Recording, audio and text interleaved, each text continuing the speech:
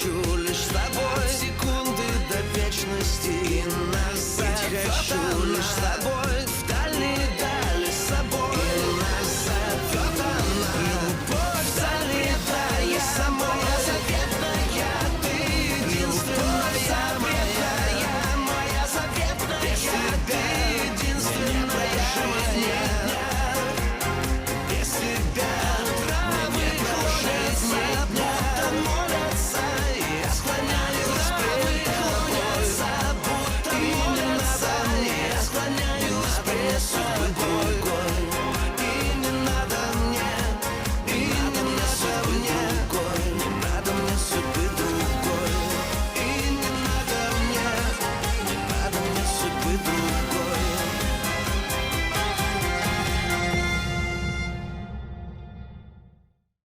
تفشل خطة دينيس بإنها تقوم باستقبال المحتاجين بدل أخوها السلطان. بجن جنونها من آلتان وبتقنع السلطان يبعثوا على روسيا ليدور على اسكندر.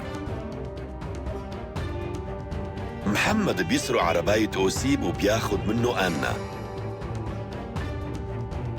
اسكندر بيوصل لكوستانتينوف بس الشرطة بتقبض عليه. ماريسا بتهرب من الدير وهي لابسة ثياب الراهبة. ساروكا بيخبر غولي خان إنه زليخة وابنه عم يستنوه بتركيا.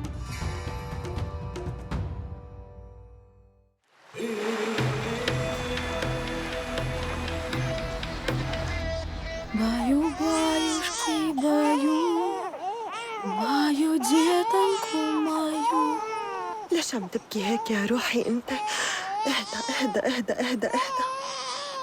Придет котик ночевать, мою детоньку качать. يا حبيبي أكسانا،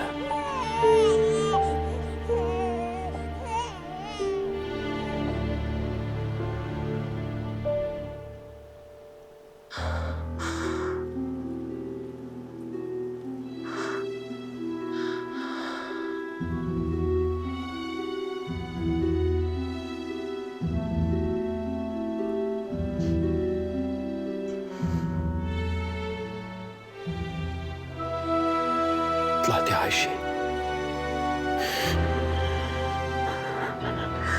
عايشة وأنا فكرت إنك متي.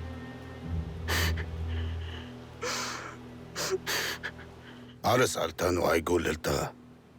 بغض النظر عن رغبة السلطان بهالعرس، بس هالشي ما كان منيح على صحة مولانا الله يطول بعمره. آلتان بده يروح على روسيا يدور على اسكندر. ما بعرف كيف رح يوصل له لأنه روسيا كبيرة. كل هذا الشي عم يصير هنيك وأنا قاعدة هون بين أربع حيطان. وشو العمل؟ لازم روح على القصر هلأ، هذا هو الوقت المناسب. ما بظنه مناسب. اسكندر هربان، يعني الورثة صاروا قلال كتير. التغى عرس آلتان، امتى رح يتزوج المرة الجاية وامتى رح يصير عنده أولاد ما حدا بيعرف، صح؟ معناها هلأ بالذات لازم يكون السلطان ميال أكتر لسليمان، ولا مو هيك؟ مو هيك أبداً. السلطان مزعوج من اختفاء اسكندر وإنه ما رح يسمعك أساساً. وغير هيك هن ما رح يخلوك تفوتي لعنده من الأساس بسبب المرض. وشو يعني هلأ نقعد هيك نستنى؟ ايه، الانتظار هلأ هو أحسن استراتيجية بالوضع الحالي وبهالظروف. الوقت عم يمشي لصالحنا، الولد عم يكبر.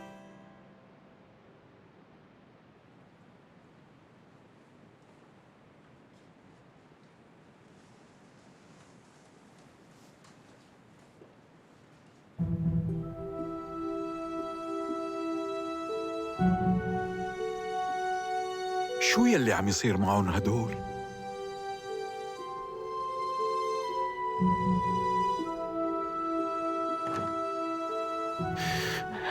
طمني، أنا لقيت بنتنا.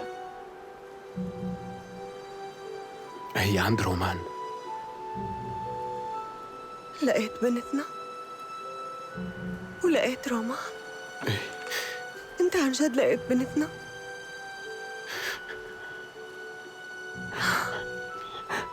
سموها أولغا. أولغا؟ يلا روح، يلا نروح.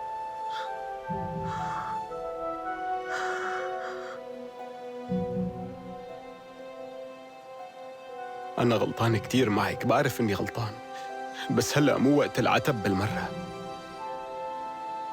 لازم نرجع على بيتنا، وبعدين عاقبيني. بتحبي حطيني بمحكمة حرس الحدود وبهدليني قدام كل الناس، خليهم يتذكروا شو عمل فيودور ليشيب شعره.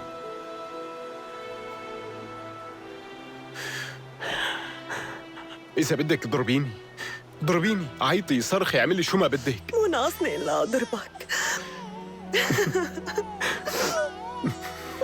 اهدى اهدى اهدى اهدى. قبل ميت بنتي وينها؟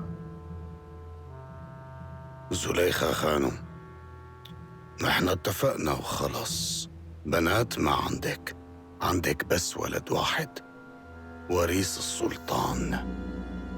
ما بينحكى عن ولا بنت ولا منذكر هالقصة حتى لو ما حدا سامعنا. أنا بترجاك على الأقل قلي وينها. عند ناس مناح. بقدر شوفها لبنتي حتى لو سرقة. لا، هالشي مستحيل، وما في داعي للبكي. هي بعيدة هلأ، هذا الشي أحسن مشانها، لهيك لا تحاولي توصلي لها. على الأقل صار فينا ما نقلق على حياتها. أنا غلطان بحقك وبحق بنتنا، طيب سامحيني أنت. عن إذنك شوي لشوف شو القصة. أكسانا، كل شي رح يكون بخير، خلينا نروح. لازم نستعجل. رجع الولد لأهله. سيد أليكسيفيتش،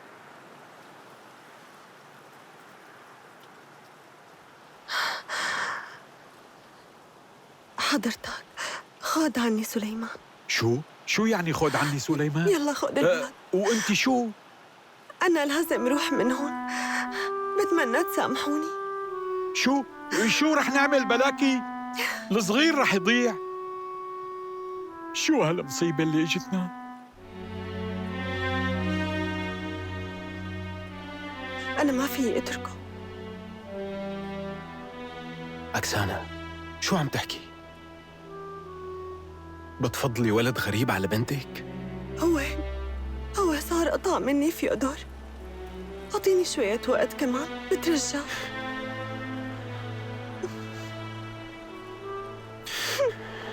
طيب أنا رح جيب البنت وبعدها برجع لعندك. سامعة؟ استنيني، رح أرجع. تمام؟ اهدى اهدى اهدى اهدى اهدى اهدى يا روحي، اهدى.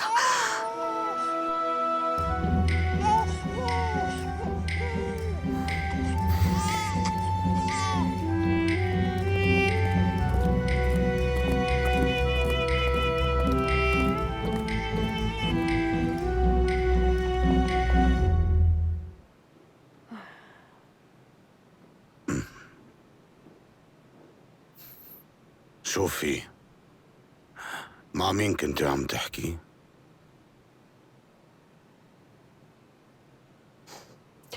زوجي فيودور إجا، لقى بنتنا وبده إنه نرجع لبيتنا. لازم هلأ تدوروا على وحدة ترضع الولد بأسرع وقت. لا، البنت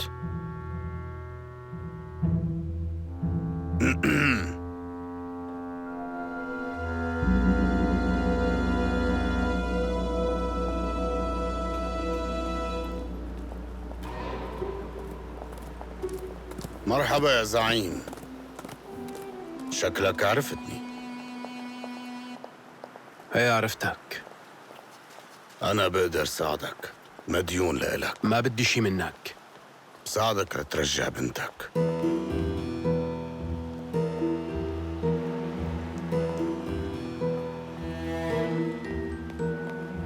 احكي لي كيف. إذا ما بتتصرف بغباء ممكن تعمل أي شي بدك إياه. تعال وراي.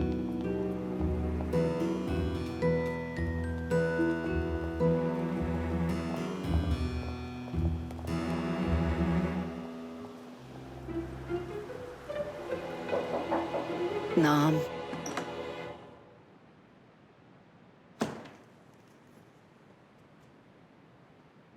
يا خانم هون. مين؟ عمر؟ لا، دكتورة إما اللي حضرتك طلبتيها. وعمر ما بين لسه؟ لا يا خانم. بس يبين بالقصر فوراً. تعي لعندي واعطيني خبر. مفهوم. نادي على إما.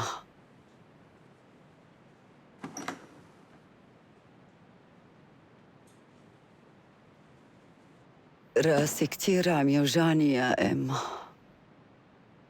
أنا حضرت لحضرتك كمادات الصداع النصفي. هدول الكمادات مفعول قصير. معقول ما عندك شي دواء تاني أحسن من هالدواء؟ هو الدواء الوحيد وما في غيره. بس أنا أكيد بقدر استشير الدكتور شوتاف، عنده كتير علاجات غريبة، حتى شغلات ما كنت بعرف عنه. مفهوم. هذا الدكتور الروسي أنا عندي شك كبير فيه. هو شخص مختص. تعرفي هو بيتابع كل شيء جديد بمجال الطب بأوروبا، وبيبحث بنفسه عن كل الخصائص الطبية للمواد. مثلاً ما ممكن بالغلط يرتكب له شي غلطة بدون قصد ويقتل مولانا السلطان أو يأذيه؟ هو مستحيل إنه يساوي هالشي، ولا بأي حال.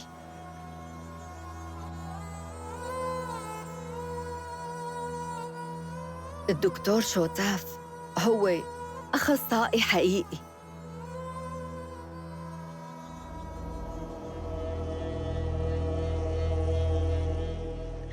مع أنه بعمري، بس جنبه بحس حالي مثل طالبة واقفة جنب البروفيسور. شيء طبيعي.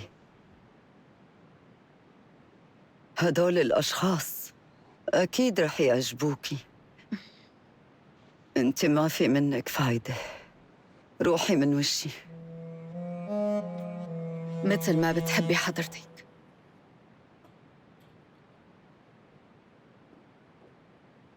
لما الكمادات بيدفوا بدليهم بغيرهم. ألتان بيك؟ دكتورة إيما، شو هاللبس اللي لابسه؟ خير شو الموضوع؟ مسافر على روسيا. مرة تانية؟ لازم رجع اسكندر على القصر، هذا أمر من السلطان سليم. بالتوفيق.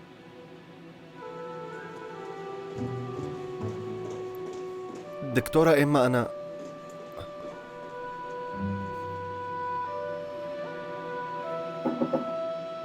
تفضل. أكثر من مرة قلتي لي إنه الأشخاص اللي بيحملوا ألقاب لازم يوفوا بوعودهم، وأنا بدوري وعدت الدكتورة إيما ساعدها، وبعتقد هي صارت بتستحق تترك القصر وترجع على بلدها. وين بدي دور على دكتورة جديدة للحرم لك؟ إلا إذا بدك يعني عامل الدكتور الروسي على إنه وحدة مرة. بظن هو ما رح يوافق كتير على هالشي. إيه، بس الدكتور اللي قبله كان يعالج جواري السلطان. إيه، بس الموضوع كان فيه لبكة.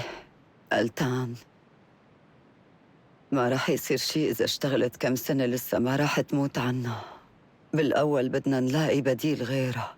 يعني أنا بفهم منك إنه هاد جواب حضرتك النهائي على طلب الوريث؟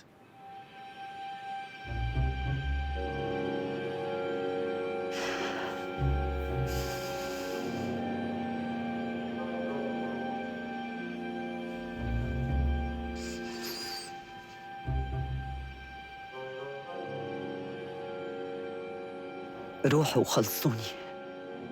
بتشكر حضرتك.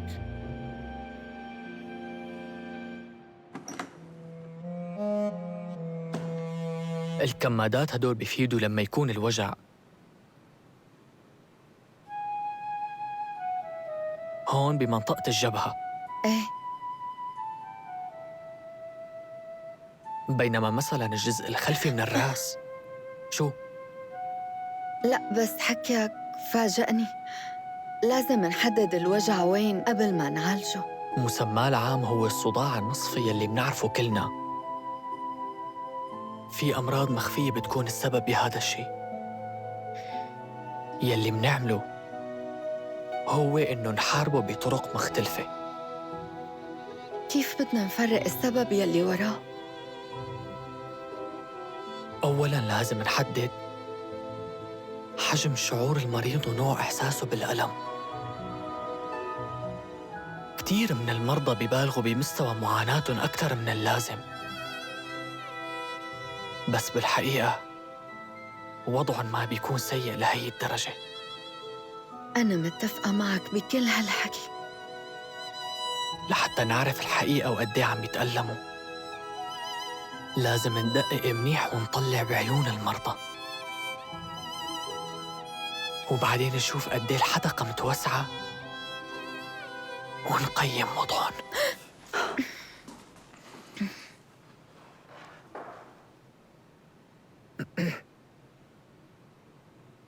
جاية لهنيكي دكتورة إيما.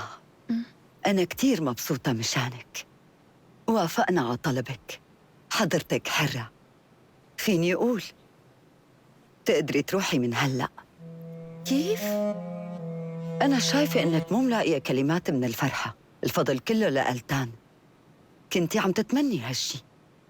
أنا كنت مفكرتكم نسيتوا الموضوع. لا لا، هذا النقاش انتهى هون. اجمعي غراضك ورجعي على بلدك، ولا لا تكوني مو مقدرة يعني النعم يلي عم يقدموا لك إياها أفراد عيلة السلطان. أنا مقدرته. ممتاز. لكن روحي على الخزينة واستلمي كل حسابك من هنيك. وبخصوص الحرم لك، كوني مطمنة الموضوع انحل. أما عن صداعي النصفي، حاضرتك المفروض إنك تعالجه.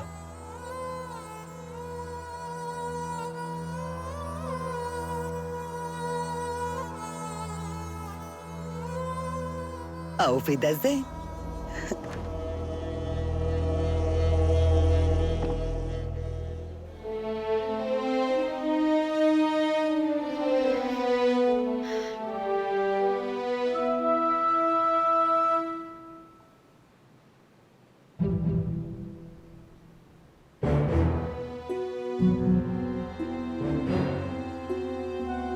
انتي فعلاً قدمتي طلب لتسافري وتتركي الشغل؟ إيه، بس هاد كان قبل ما قابلك.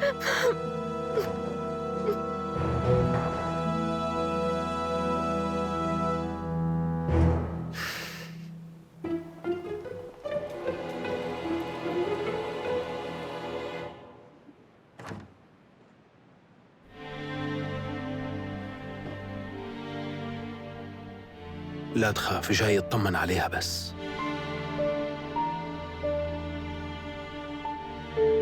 كيف هلا؟ كل الليل عم تبكي، مبين بطنها كان واجعها بالليل. تعال معي بسرعة، أبوك تعبان كتير. يلا تعال. شو بو أبي؟ ما بعرف، بس فجأة وقع على الأرض. ما ناديت للدكتور؟ قالوا لي نادي لك مو لأي حدا تاني. روح بسرعة، أنا بضل مع الصغيرة.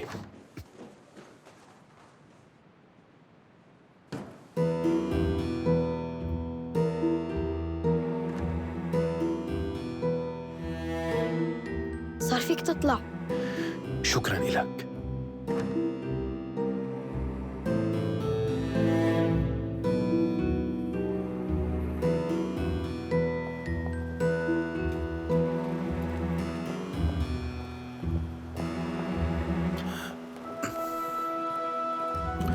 يلا يلا يلا يلا على بيت التاجر كل شوف.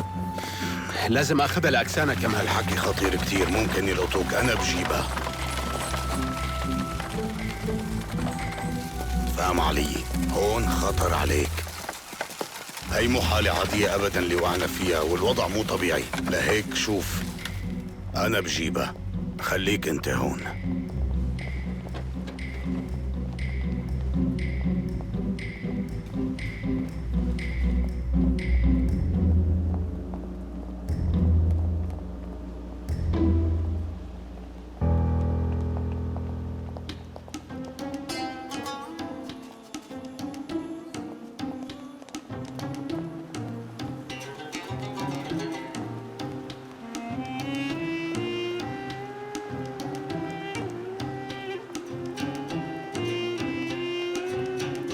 دكتورة إيما، يسعد أوقاتك. يسعد أوقاتك. معك أغراض بقدر أتطفل وأعرف شو عم تعملي هون؟ خدمتي بقصر السلطان انتهت، وكنت ناوية أرجع بقى على بلدي بألمانيا، بس هلأ فهمت إنه ما حدا هونيك عم يستناني. هيك لكان. إذا فهمت صح، ما عندك محل تروحي عليه، ما؟ إيه، ما في فايدة ضل. معناتها صار هيك كرمالي، هي حكمة ربنا.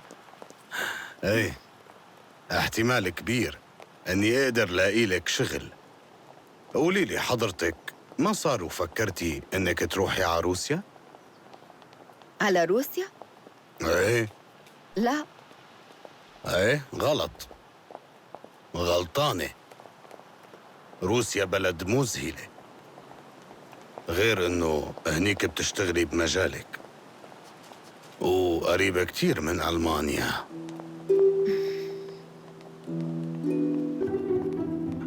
هاي الدكتورة إيما رح ترافقك برحلتك. تشرفت بمعرفتك. وشو بدي فيها؟ أكسانا وينها؟ فيودور. أكسانا رفضت تسافر معك. إيه، تعلقت بالولد الغريب وطلبت تقلك إنه تروح وما تستناها. مستحيل هالشي، لازم انزل. طول بالك شوي. شو عم تعمل هلأ؟ بيمسكوك، شو ناقصنا؟ فكر بالولد. اسمع، فهم علي؟ الشرطة كانوا عم يدوروا على روسي هربان، وهلأ رح يدوروا على روسي هربان مع طفل، بس إما ألمانية ودكتورة، لهيك رح تنتبه عليه. شبك فكر بالطفل بالأول. فيودور، يلا امشي.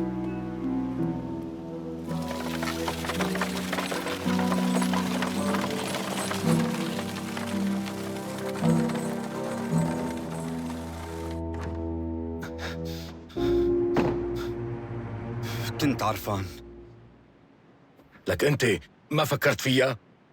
مين بيكون هذا الولد اللي أول مرة بحياتك بتشوفه ومع هيك بيعرف مين أنت؟ تلبكت أنا. قصدك عملوا هيك ووقعوك بالفخ لحتى يسرقوا البنت ويهربوا؟ بكفي نضيع وقت، لازم نروح ندور على فيودور. وقف، فكر بالبنت شوي. شو الغلط إذا الأب أخذ بنته؟ بس هي مو بنته. لك أبي، أكسانا وقت ولدت جابت صبي. شو؟ وهذا الصبي أنا جبته معي على تركيا. ما عم بفهم شي. طيب وين راح هداك الصبي ومن وين اجت هي البنت؟ ما فيني اقول لك من وين جبتها.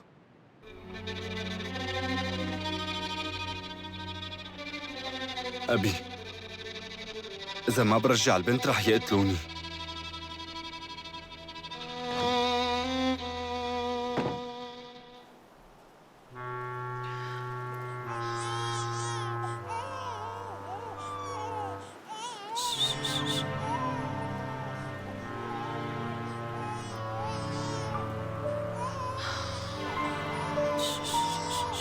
اهدى حبيبي، اهدى اهدى اهدى.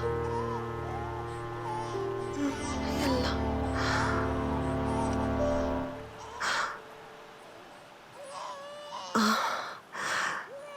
هذا حضرتك؟ فكرت زوجي فيودور. ما بعرف شو بدي اقول لك. فيودور سافر، أخذ البنت وسافر. شو يعني؟ كيف سافر؟ بدوني أنا؟ وليش؟ ما بعرف. انتوا بتحكوا بعدين وبتحلوا اموركم. انا رايح على روسيا.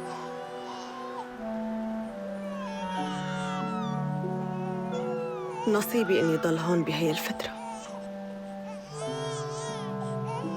انا برأيي صار لازم تفوتي.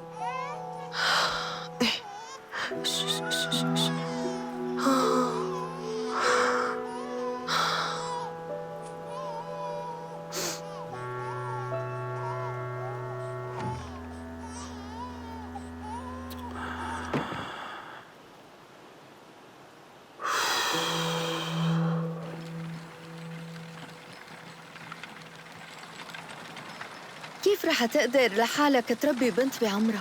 مو مشكلة بدبرها، بالضيعة بيساعدوني. ما بستوعب هيك أمهات بيتركوا أولادهم بهالعمر وبيروحوا. اسمع لقلك، شو رأيك روح معك؟ البنت صغيرة وبتمرض وبدها عناية وأنا دكتورة.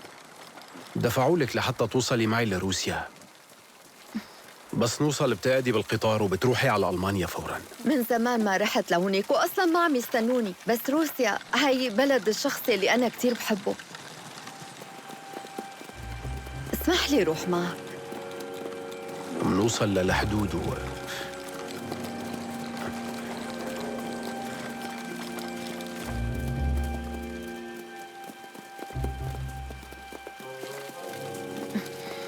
بس نوصل للحدود منشوف.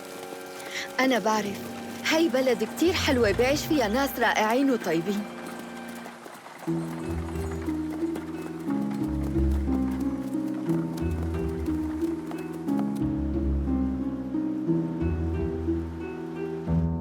هلا معناها انت بتكون ابن السلطان واجيت لهون تدور على عروستك. ومتأكد انه رح لاقيها هون. وكيف رح تلاقيها هون؟ شو بدك تحط اعلان يعني بالجرايد؟ لا انا ما بظن انها بتقرا جرايد، بس انا ناوي دور عليها لحالي. رح دور عليها بكل مكان بهالبلد. واذا راحت على سيبيريا؟ لا انا ما بعتقد هيك. انا حاسس انه هي بمكان قريب، واللي مزعلني انه انا وغريغوري افترقنا. قصدي انا وهي. استنى، يعني كيف هيك؟ غريغوري مرة؟ كيف هيك؟ شوف هي مرة الراهبة اللي طلعتنا من السجن، تذكرتها؟ هي اللي علمتني قبل بتركيا المبارزة. راهبة علمتك المبارزة؟ هي قبل كانت عايشة بالقصر، بس كانت عاملة حالها رجال. إذا الراهبة بتياب رجال، معناها أنت كمان رح تطلع مرة. ليش هيك عم تحكي؟ بالمناسبة تذكر أنا بكون ابن السلطان، وهي المسخرة أنا ما بحبها بنوب. طيب مفهوم. شوف للصراحة أنا عشت بالحرملك، لأنه عنا هيك العادات والتقاليد، إنه الأولاد شو؟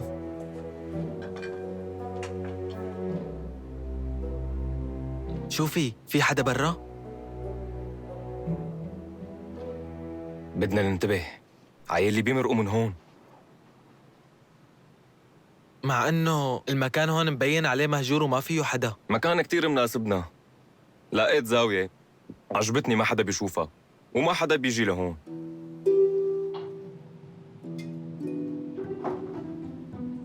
وين الراهبة؟ وانا شو بيعرفني وينها؟ ليك أكيم، أنا بعرف إنك أنت رحت على الدير وخطف. صح، رحت على الدير وجبتها لهون، فرجيتها على بضاعتي لحم ومرتديلا وما أخذت شي. فرجت ورجعت، قال شو الرهبات ما بياكلوا مرتديلا، عندهم الصيام هالأيام. مو معقول، شو كذاب. احكي وين مخبيها. وليش لا أكذب؟ دوري عليها بلكي بتلاقيها. رح دور، لا تخاف أنت. وليش مهتمة فيها هيك؟ هي بتقرا بيت. هي مو شغلتك أبداً. شايف أنت كمان صرتي راهبة مثلهم، بس مالي حاسك متواضعة، جواتك غير براتك. شوف أكيم، إذا شعرة واحدة من راسها بس بتوقع. فعلا جريئة. ما خفتي تجي لحالك عبيتي؟ ما خفتي رجالي يمسكوكي مثل زمان، وخصوصي إنه عندك تجارب سابقة؟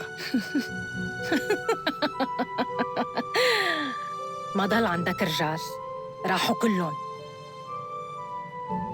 صحيح، أنا قلعتهم من عندي، ما بينفعوني. مثل ما بيقولوا عشرة الغبي بتقصر العمر، وأنا بكل الأحوال بحب أعمل شغل مع الأذكياء مثلك. بس صدقني الناس الأذكياء ما بدهم يكون لهم شغل مع حضرتك، لأنه أنت واحد حقود. وشو الغلط باللي عم أطلبه؟ أنت ذكية وأنا حربوق شوي.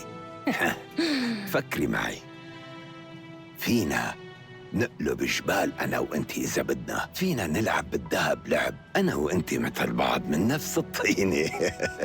أنت مثلي تماماً، إذا بدك شي ما بتتراجعي عنه، عنيدة. العاب أنت لحالك، بس بلاي.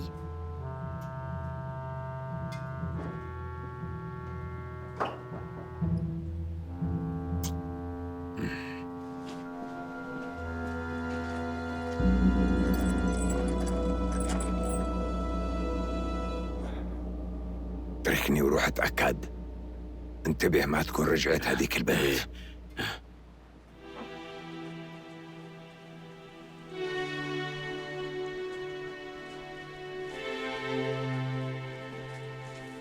شو؟ البطلة تبعك ماريسا اجت لتنقذك. ما قلتي لي مين بتكون لك؟ وليش هيك مرعوبة عليك كتير؟ ما بدك تحكي؟ مو مشكلة، أصلاً أنا مالي خلق طق حنك معك. رح تكتبي الرسالة؟ ها؟ ما بدك ما بدك تكتبي، بسيطة، مو مشكلة، بقدر أكتبها أنا. بس إذا ابنك بالقصر ما بيصدق إنه أمه هون ويعطيني اللي بدي إياه، وقتها ما تلومي غير حالك. لنشوف آخرتها. اسمع اسكندر، تعال لجنبي. زيك اسمع، يلي عم تعمله مشان عروستك انت بدك 100 سنة لحتى تدور عليها. معقول دور عليها كل هالقد؟ تمام، ولحتى ما تدور عليها هيك لازم تطلب المساعدة. ايه، الناس بتساعد بهالموضوع لأنه أكيد في حدا شافها هون. منطقي ما؟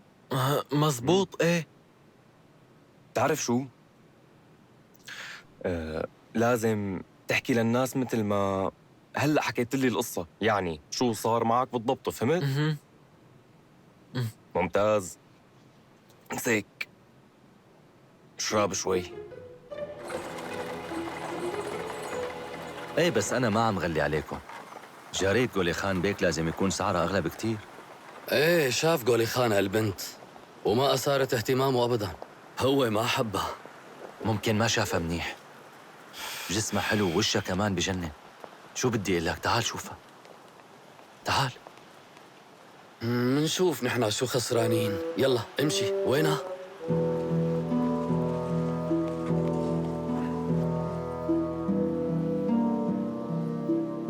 بتعيطي؟ بقتلك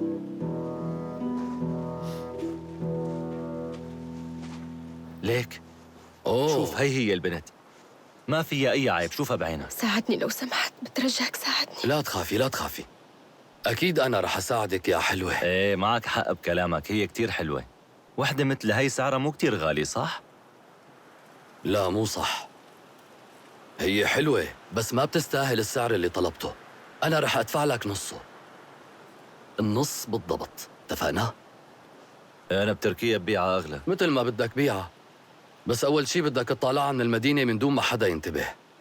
وكمان لا تنسى انه في عندك حرس الحدود، كيف بدك تمرقها من عندهم من دون ما ينتبهوا لها؟ بدها وثيقة سفر. وبعدين فيك تبيعها بكل سهولة بتركيا. بس أنا عم أقترح عليك، خلينا ننهي الموضوع بدون مشاكل ووجع راس. شو قلت؟ بتبيعها بنص حقها؟ يا بتدفع كل المبلغ يا أما فهمان عليك، مو مشكلة. بشوفك بخير. وقف. أنا موافق. الفهمان بيريح. تعرف لو كنت مكانك كنت عملت مثل اللي عملته. خود هدول يلا، مسك مسك مسك. تعي لعندي، تعي لعندي يا حلوة. أوه إيه برافو عليكي، امشي يلا.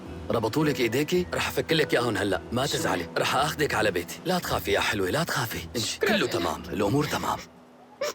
لو بتشوفوا العيون الحلوين اللي كانوا عندها بتقولوا كأنه كريستال من كتر مو صافين وعم يلمعوا. هلا أنا مقدر أنكم ما رح تفهموا الشيء اللي عم بحكي لكم إياه. أنا كان لازم أتزوجها هيك وعدوني، قاموا عطوها لواحد تاني بدون ما يقولوا لي، وهيك فقدتها وراحت مني. أنتوا عم تفهموا شو صار فيي؟ ضحكوا علي وطلعوها من الحرم لك.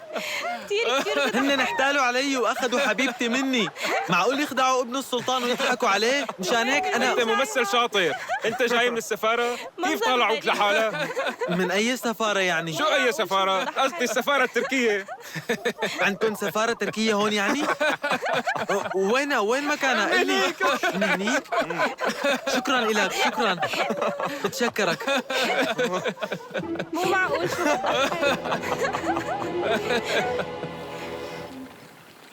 وصلنا، يلا فوتي، لا تستحي، خدي راحتك، اعتبري المكان بيتك، عدي ارتاحي. شكراً كتير إلك سيد بيترو. أنا كنت بدي أقول لك بس شغلة. أنت حدا كتير نبيل وطيب. لا ما في داعي. حضرتك أنقذتني، شكراً كتير على كل شيء.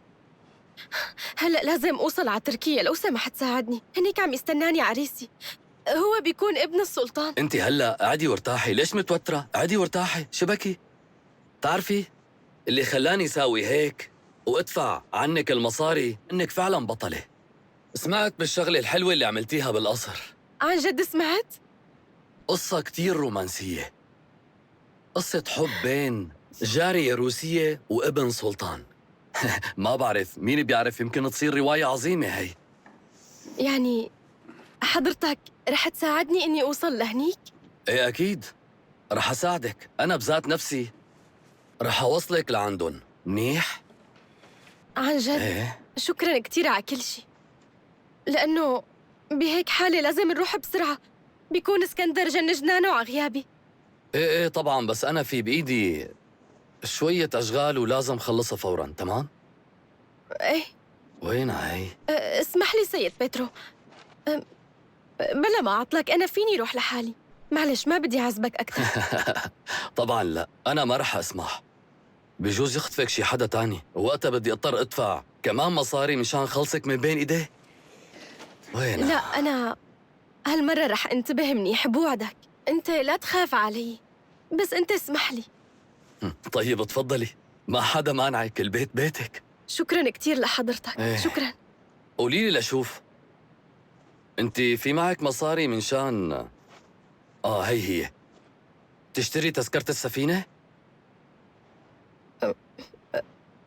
هو الصراحة شو؟ لا، أنا فكرت بلكي حضرتك. ايه طبعاً، انت فكرتي اني كمان رح ادفع لك انا، صح؟ تعرفي انت هيك صرتي مكلفتيني مبلغ كتير كبير، ولهيك انا يلي بقرر ايمتى بدك تروحي. اتفقنا؟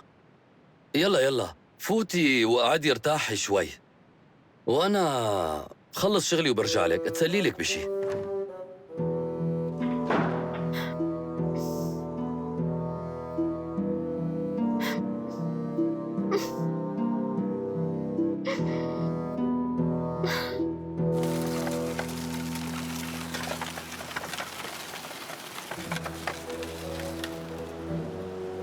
استناني هون، فهمت؟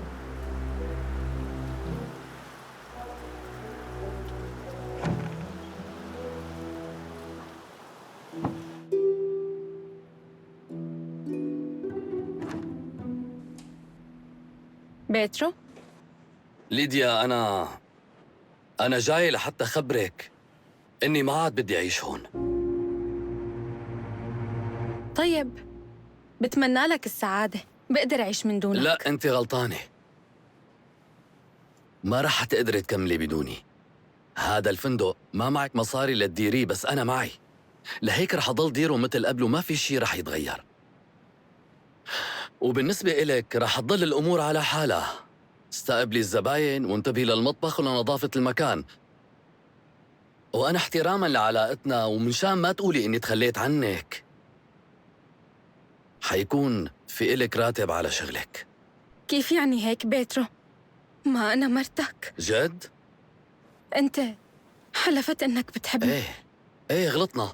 ما أنت يا ستي بغيابي لعبتي بديلك. أنت مفكرة إنه أنا ما بعرف يلي عملتيه؟ مو عيب عليك؟ وقفي. اوعك هلأ تمثلي علي دور البريئة والمظلومة، مفهوم؟ طيب فيك تجاوبيني على سؤالي؟ يا ترى شو كان عم يعمل بتختي حارس الحدود اللي بتحبيه؟ ما بدي اياك تجاوبي، لأنه ما عاد يعني لي. تعرفي؟ أنا لقيت بنت حلوة وبتاخد العقل، أحلى وأصغر منك. اليوم المسا كوني مجهزتي لي كل أغراضي، رح أبعت واحد يجيبهم.